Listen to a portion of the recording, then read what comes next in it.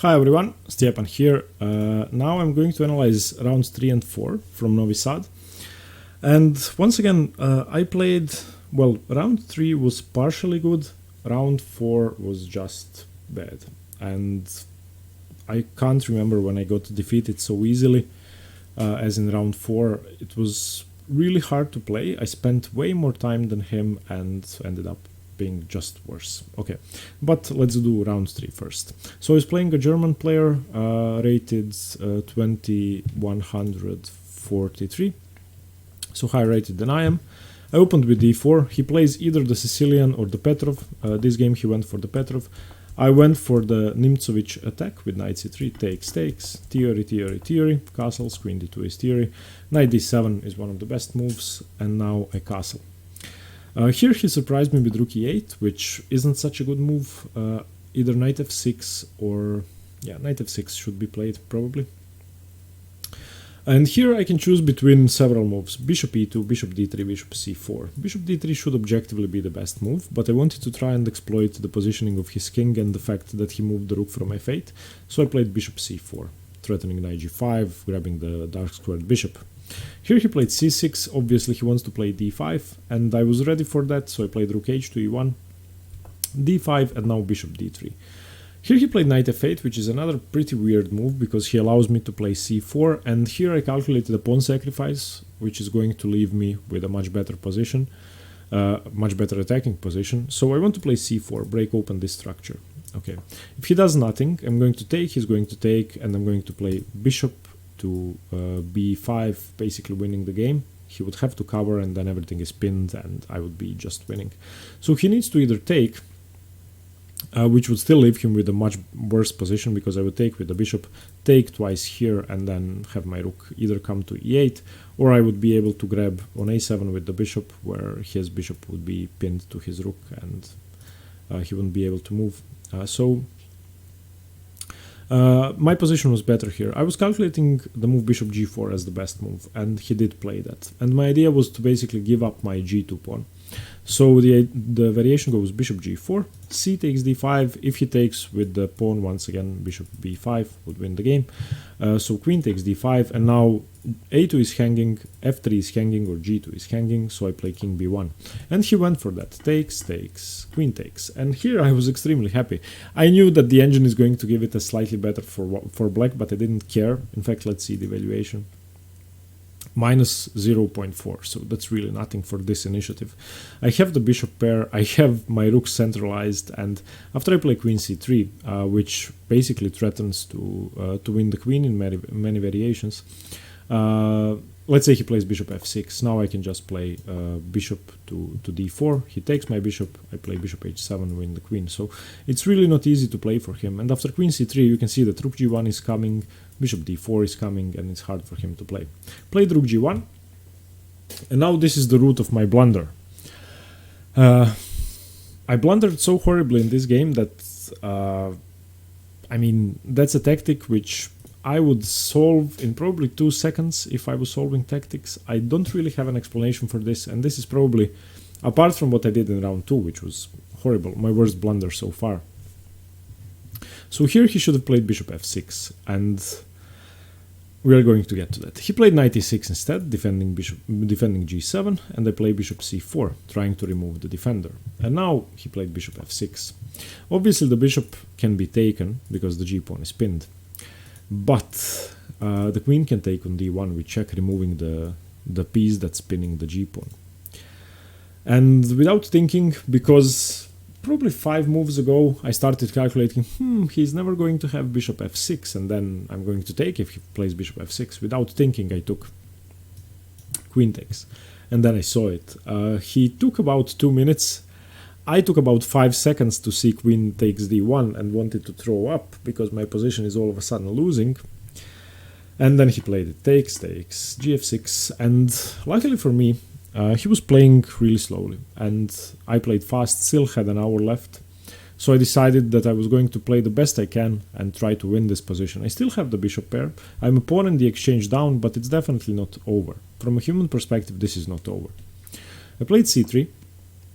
Here he had 35 minutes, and then he took about 20 minutes, which is incredibly long, to play his next move, Rook e7, which, I mean, I wouldn't say it's a good move. I wouldn't say it's a bad move either, but spending 20 minutes on it just doesn't make any sense. And now I started to put pressure. He had 15 minutes left here, so I wanted to put as much pressure, make him think as long as possible to get him into Zeitnot. Rook g1 check, he has to play king h8. If he doesn't play king h8, if he plays king f8, then he is losing because of bishop h6 check, king here, and then, okay, let me just show you.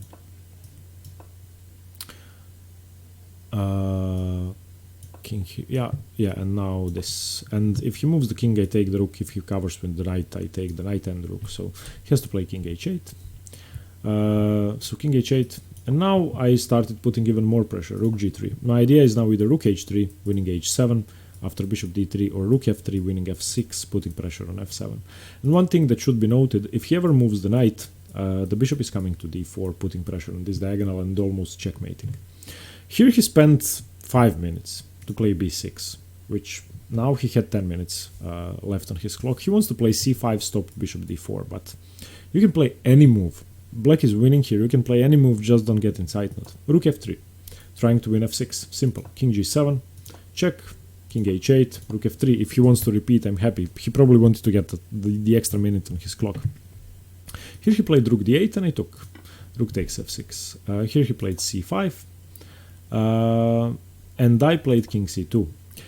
And now rook d6. And there are some variations in which he is threatening to play knight d4 check, winning my rook, but not really, as long as my bishop is here. So knight d4, bishop d4, defending the rook doesn't work. So I just wanted to stop further counterplay. a4. I wanted to fix his position down, and I didn't think I was losing anymore. To be honest, I really liked my bishop pair and didn't see how black can break through and win. It's not a simple position to play with 10 minutes on the clock. King g7, rook f3. f6, a really bad move. I couldn't understand why he played this move. He just weakens his position too much and allows me to get all sorts of counterplay. Now rook g3 check. He probably has to go back. I mean, he has to go back, and I'm going to check and win something. He played king f7, and now I have to be better. I mean, let's see what the engine says. I didn't analyze the game yet. So it's all zeros. But from a human perspective, I have to be better here. I'm pinning his knight. I have all sorts of threats. I can play bishop h6, trying to win h7. My position is just good. So I played bishop h6, and he played f5, which is another move here, I thought I was going to win. And I just couldn't understand f5. What's the point of f5? Giving his king a square? Well, so what? Now I play bishop f4. And his rook isn't trapped, but he needs to go either rook c3 or rook d2 or rook d7. Rook c6 or rook d7. In the game he blundered. He had about 4 minutes left on his clock. Of course the knight is pinned, cannot take the bishop. Here he blundered with rook d8, just losing the game immediately. But let's see, he plays rook d7, and I still have tremendous pressure on his position. I can play bishop e5 probably, and it's not really clear what he can do. I'm not sure. Yeah, it's equal or slightly better for black. After king g8, after king f8, I'm sorry, defending here. Yeah, and my bishops are better than the rooks. They're better than the rooks. But after bishop f4, he blundered immediately with rook d8, and now after bishop g5, black is just lost. The game is just lost for black. Rook e7 takes, rook h3, and black should resign. In the game he played on takes, and here I had about 45 minutes left. Here I took 20 minutes to calculate everything out. Obviously his threat is knight e4 and then rook d7 check, rook d2 check, taking here and taking here, which could give him some counterplay. Worst yet is that when the knight gets to e4, if he checks, I move my king to b1 or to b3. Once he takes, he's threatening to win my bishop with knight d2 check. So I need to be careful. So I started thinking about the most active plan, and then I calculated rook a6, which has to be the best move. And now after rook a6, he didn't even play knight e4, he played knight f3, which, I mean, threatens the same thing. But I calculated that I just play king c1 after the check. I play a5, rook check, king c1, takes the pawn, and here, of course, not taking with the rook, that would lose too much time, taking with the pawn. And now, whatever he does, he's just lost. He doesn't have any checks. My bishop is covering f1. My next move is going to be b2 check and then queening. He doesn't have time to stop my pawn. So yeah, a game which I shouldn't have won because of my bad blunder. It's probably an undeserved win. But in the position here, after rook g1, I really liked my position. I don't care that I'm a pawn down. I need to play precisely and I should be able to win this. But yeah, as I said, bishop f6 could have been played immediately. And after bishop f6, I mean, he dampens my initiative slightly. I'm not even sure what I play. Once again, I cannot play queen takes f6 because of the same reason. Probably queen b3. And now after knight a6, he does get to consolidate a bit. Okay, and then this morning, I faced a young Russian player, 15 years old, Zhukov. Really strong. He used to be 2200 a month ago. He must have lost a ton of rating. He has K40, so that's understandable.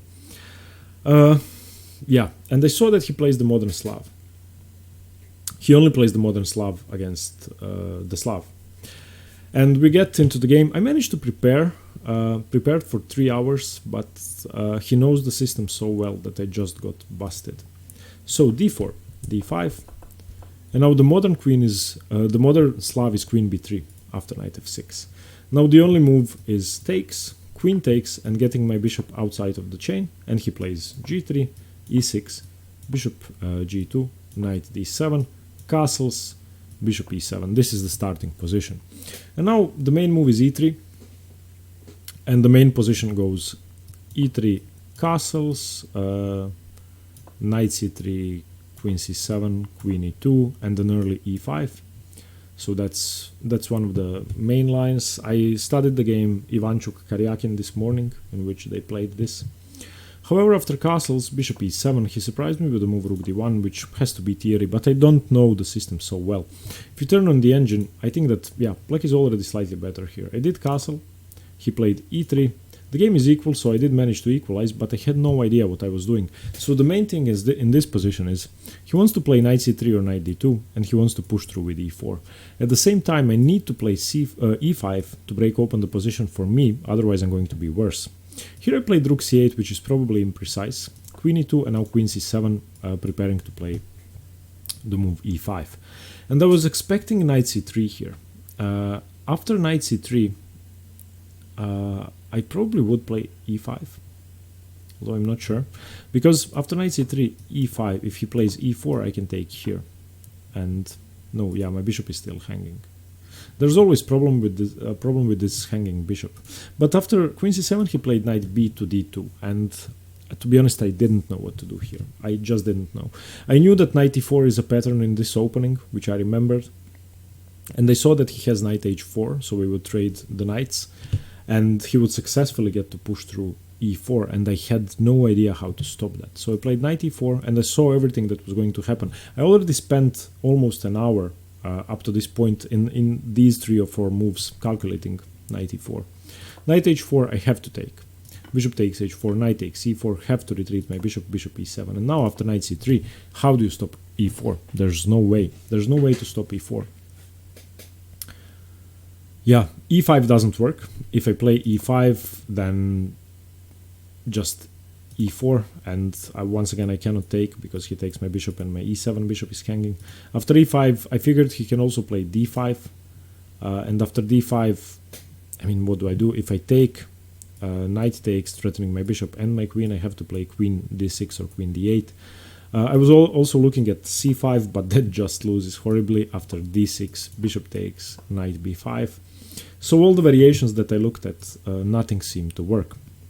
I was afraid of him playing the move d5, so I figured if I play the move rook d8, which I thought has to be the best move, I was afraid of d5. And now, if I take, I thought he could just do this, takes, takes, takes. Yeah, apparently not, so d5 wasn't such a strong threat. So I should have played rook f to d8. I wonder what the engine is going to say. I just finished the game 2 hours ago. Okay, let's see. Yeah, rook f to d8. Bah! Okay, but e4, bishop retreats, and now d5. Doesn't that work?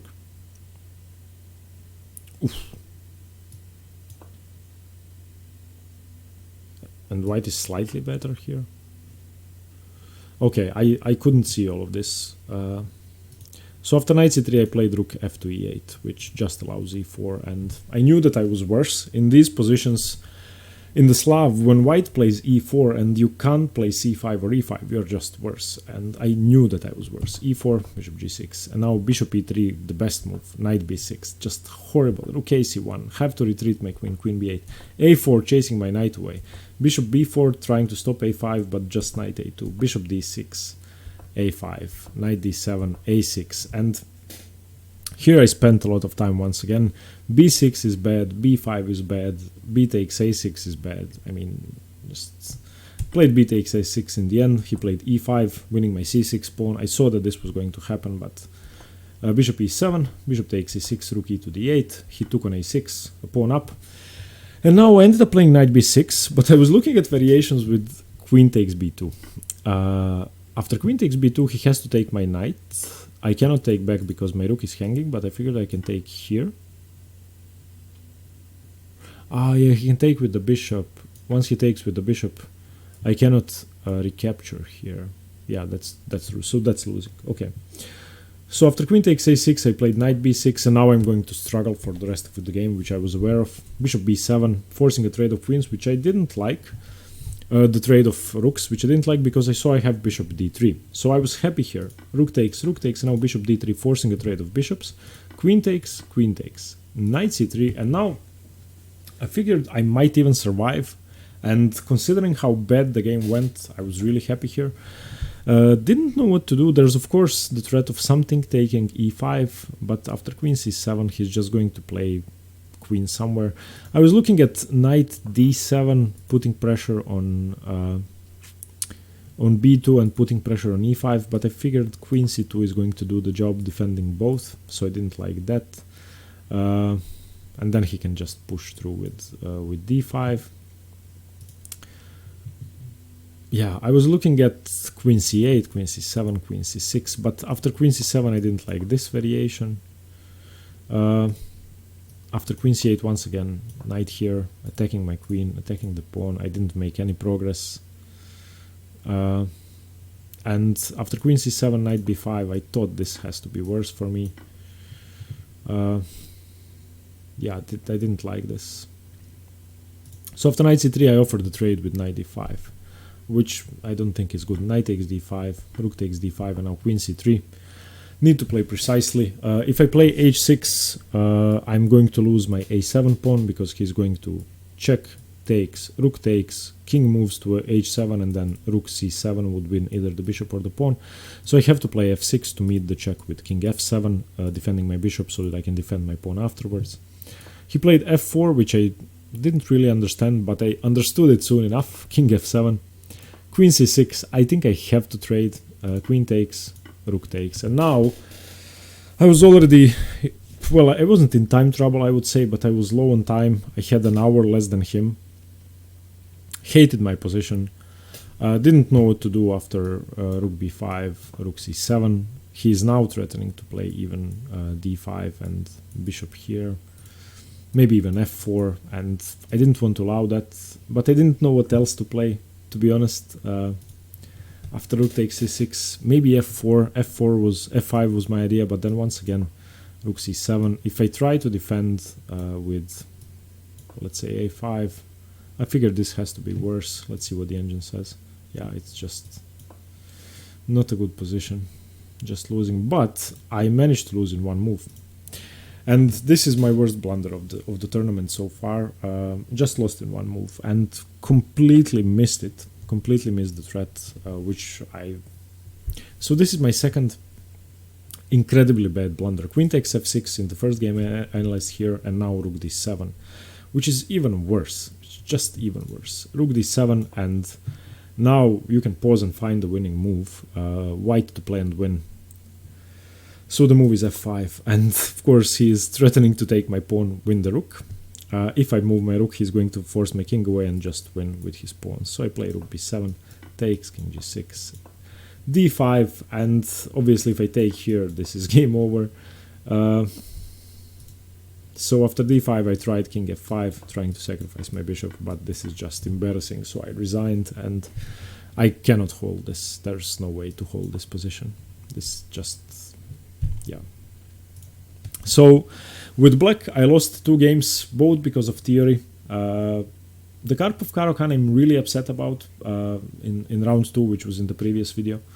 And this, I have to admit, I don't know the theory in this variation. I'm just no good at theory in the Modern Slav. I'm going to have to work on that. He just outplayed me. From the opening to the very end, he just played better. I lost the pawn, blundered afterwards with rook d7, and he deserved the win. I'm playing in the afternoon, have white again. So far I'm at 1.5 out of 4. I'm still in plus with elo rating, which is great. About 12 points, which is good. And I have a chance to do something better in round 5. I hope I can. And I'm also happy that this was the last day with the double round, so I'm going to have more time to relax and to prepare for the next games. Thanks very much for watching, guys. Hope you like the games. I'm sorry about bad quality of play. At least compared to Gradishta, I think I played much worse in the 4 rounds, so I'm going to have to consolidate my thoughts and start playing better. This was just, I have to say, bad 4 rounds. Round 1 I drew and I should have won. Round 2 I'm not even going to mention. Round 3 I should have lost and won. So I have to say, since losing the exchange in round 3 I played great. Then that's the only... the first part of round 1 and the last part of round 3 were good. The other games were just horrible, and I'm going to need to improve on my play. Let me know what you think, please. Any comments are really appreciated, and stay tuned for more chess. See you later. Bye bye.